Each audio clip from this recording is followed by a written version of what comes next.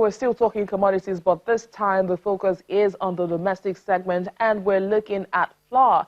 Nigerians consume flour in one form or another every day. Now, earlier this week, Olam International made a 130 billion naira offer to buy Dangote flour milling company as part of its expansion plans into Nigeria. Let's talk to Desola Sumoni, a research analyst with financial derivatives company, for more on this. It's good to have you on the program, Desola. Hi, BC. Thank you for having me. Now, this proposed merger will increase Olam's market share to 35%. How will this development affect competitors in the market, and do you see some collusion among the big players to influence price? Thank you for that question, BC. At first, I think it is important to understand the structure of the flour milling market in Nigeria. My understanding is that the market is an oligopoly, which essentially means that there are few top players which dominate the market, and we have a number of marginal players. So, like you said, the merger between Olam and Dangote flour mills would give Olam about 35% of the market, but the market leader is still flour mills of Nigeria with about 42% of the market share, and both in terms of sales revenue and installed capacity.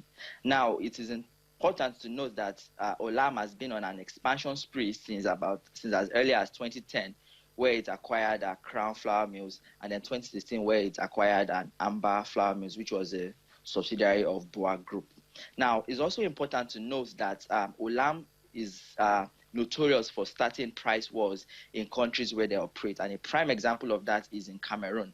In 2015, when Olam started operations in Douala, Cameroon, the price of a 50 kg bag of flour was about 16,100 CFA franc, which is the equivalent of about $28 US. And by 2016, that price had declined to 13,300 CFA francs, which is equivalent to about 22 or 23 US, effectively driving some competitors out of market. So I think that it's more likely that we'll see some form of price wars among the big players rather than any form of collusion.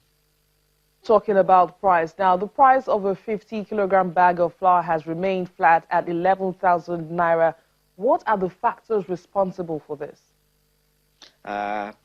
First, flour as a commodity is one that is very, very price sensitive.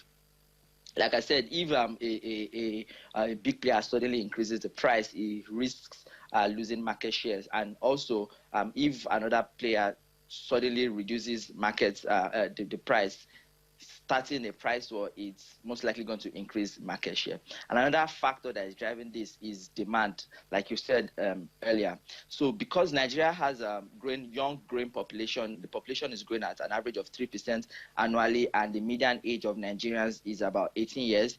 Coupled with the fact that Nigeria has a high urbanization rate. According to the CIA, about 50% of Nigerians live in urban centers. We see that these factors put together are driving demand. But interestingly, supply is also increasing to match up the growth in demand.